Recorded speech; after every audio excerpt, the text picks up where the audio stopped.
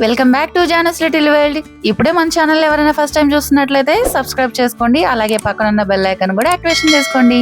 ఇక ఈ రోజు వీడియో ఏంటంటే, ప్రతి సంవత్సరం మా బాబు బర్త్డే నా చేతుల మీద జరిపిస్తూ ఉంటాను. కానీ ఈ సంవత్సరం మాత్రం నాకు అదృష్టం లేకుండా పోయింది. ఎందుకు ఈసారి బర్త్డే జరిపించలేకపోయామో అంటే, లాస్ట్ ఇయర్ మా బాబుని హాస్టల్లో జాయిన్ చేసాము. ఇక అందుకని చెప్పేసి ఈ సంవత్సరం అయితే బర్త్డే జరిపించడానికి కుదరలేదు. యాక్చువల్లీ బర్త్డే రోజు అయితే మేము వెళ్ళి కేక్ కటింగ్ అయి చేపించి వద్దాము అనుకున్నాం. కానీ బర్త్డే అయిన తర్వాత ఒక 1 week లో హాలిడేస్ అయితే ఇచ్చేస్తున్నారు. ఇంకా సమ్మర్ హాలిడేస్ ఎలాగ ఇచ్చేస్తున్నారు కదా, ఇంకా అన్ని సార్లు హైదరాబాద్ వెళ్ళి ఏమొస్తాము, ఒకేసారి వెళ్ళి హాలిడేస్ కి తీసుకొద్దాం అని చెప్పేసి ఇంకా అందుకని చెప్పేసి హైదరాబాద్ అయితే వెళ్ళలేదు. అలా అని చెప్పేసి మా బాబుని అయితే డిసప్పాయింట్ చేయలేను కదా, ఎందుకంటే వాడెంత ఫీల్ అవుతున్నాడో బర్త్డే జరుపుకోలేనని. జరిపించలేకపోతున్నందుకు నేనే ఇంకా ఎక్కువ ఫీల్ అవుతూ ఉంటాను. సో అందుకని చెప్పేసి కొంచెమైనా దాన్ని ఫీల్ చేద్దాం అని చెప్పి ఇక వాళ్ళ హాస్టల్ హౌస్ మదర్ కి మనీ సెండ్ చేసి కేక్ అరేంజ్ చేయమని చెప్పాను. ఇంకా వాళ్ళైతే వాళ్ళ ఫ్రెండ్స్ తో ఇలా అరేంజ్ చేసి వాడికి ఒక చిన్న మెమరీ అయితే ఇచ్చారు. ఇంకా బర్త్డే రోజు కేక్ కట్ చేయడం అనేది పిల్లలకి చాలా హ్యాపీనెస్ ఇస్తుంది. ఇక ఈ సంవత్సరం మా బాబుకి మా చేతుల మీద ఎలాగో బర్త్డే జరిపించలేకపోతున్నాం అని చెప్పేసి ఫుడ్ డొనేషన్ అయితే తన పేరు మీద చేయించాను.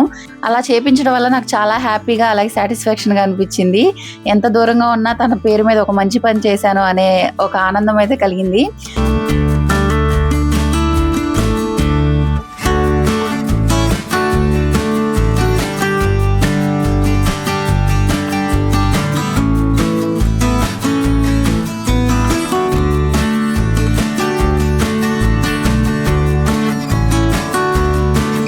ఇక ఇక్కడ వచ్చేసి బర్త్డే జరుపుకుంటుంది కదా బర్త్డే గర్ల్, తను వచ్చేసి నా మేనకోడలు. తనది మా బాబుది ఒకే రోజు అనమాట బర్త్డే.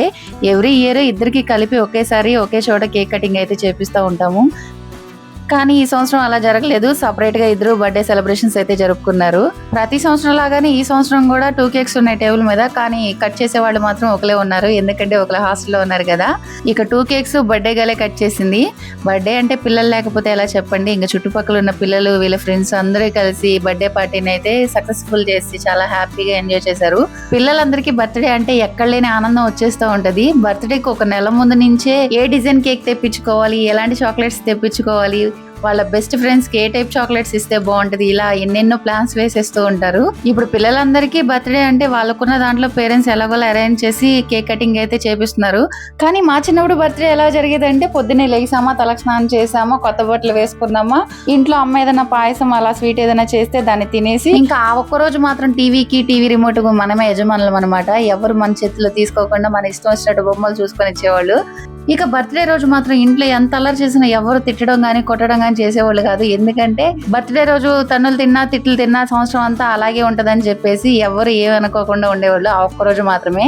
కానీ నెక్స్ట్ డే చూడండి, చిన్న పని చేసి మనం ఏదన్నా చిరాకు తెప్పించామంటే ఇక 2 రోజులు కోటా కలిపి ఒకే రోజులో ఇచ్చేసేవాళ్ళండి. ఇక బర్త్డే గర్ల్ అయితే కేక్ కట్ చేసి వాళ్ళ ఫ్రెండ్స్ కి వాళ్ళందరికి ఇవ్వడానికి వెళ్ళిపోయింది. ఇక మిగిలిన కేక్ చూడండి ఇక్కడ ఎలా ఆటలాడుతున్నారు వీళ్ళిద్దరే కలిసి. బర్త్డే రోజు కేక్ కట్ చేసామంటే అది ఫోటోలు వీడియోస్ వరకే ఉంటది. తర్వాత వచ్చేసి తినడం కన్నా కేక్ ని ఫేస్ కి రాసుకోవడం ఎక్కువైపోతుంది. కేక్ ని ఫేస్ కి రాసేటప్పుడు ప్రతిసారి ఒకే డైలాగ్ వస్తుందండి, కేక్ ని రాసుకోవడం వల్ల ఫేస్ గ్లో అంటే బాగా వస్తుందంట, బ్యూటీ పార్లర్ కి వెళ్లాల్సిన పనే ఉండదని చెప్తారు. ఇలాంటి డైలాగ్ లేసి కవరింగ్ బాగా చేసుకుంటూ ఉంటారు. మీలో ఎవరైనా ఉన్నారా ఇలాంటి గ్యాంగ్? ఎవరన్నా స్నో స్ప్రే ని కేక్ కటింగ్ చేసేటప్పుడు యూజ్ చేస్తారు కదా, కానీ ఇక్కడ మా వాళ్ళు చూడండి అంతా అయిపోయిన తర్వాత ఇప్పుడు స్ప్రే మొత్తం తీసుకొచ్చి బయట అల్లకల్లోలా చేస్తున్నారు.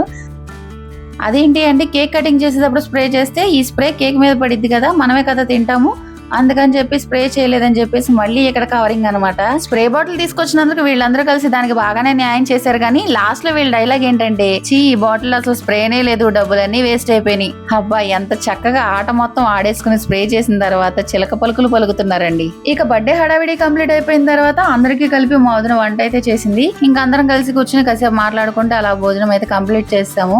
ఇక్కడ అందరం కలిసి తినడం కన్నా నవ్వడమే ఎక్కువైపోయింది. ఎందుకంటే ఎవరో ఒకరు ఏదో ఒక జోక్స్ వేస్తూ ఏదో ఒక విషయం మీద మాట్లాడుతూ నవ్వుతూనే ఉన్నారు.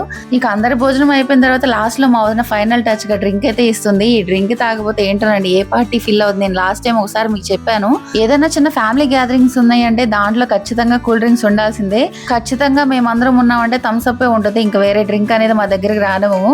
ఎందుకంటే ఇక్కడ ఉన్న వాళ్ళందరూ థమ్స్ అప్ వచ్చానమాట. మా ఫ్యామిలీలో పిల్ల బ్యాచ్ మొత్తం థమ్స్ అప్ అయితే, పెద్ద బ్యాచ్ మొత్తం వచ్చేసి 7 స్ప్రైట్ తప్పితే వేరే డ్రింక్ తాగరు. మేమేమో ఆ డ్రింక్స్ తాగలేము, వాళ్ళేమో మేము తాగే డ్రింక్స్ తాగలేరు. ఇలా ఉంటది అనమాట మా ఫ్యామిలీ తోటి. ఇక ఇక్కడతో అయితే ఈ బర్త్డే పార్టీ వీడియో అయితే కంప్లీట్ అయిపోయిందండి. వీడియో నచ్చితే అలా వెళ్ళిపోకుండా ఒక చిన్న లైక్ ఇచ్చి సబ్స్క్రైబ్ చేసుకోవచ్చు కదా, బాగా సపోర్టింగ్ గా ఉంటది.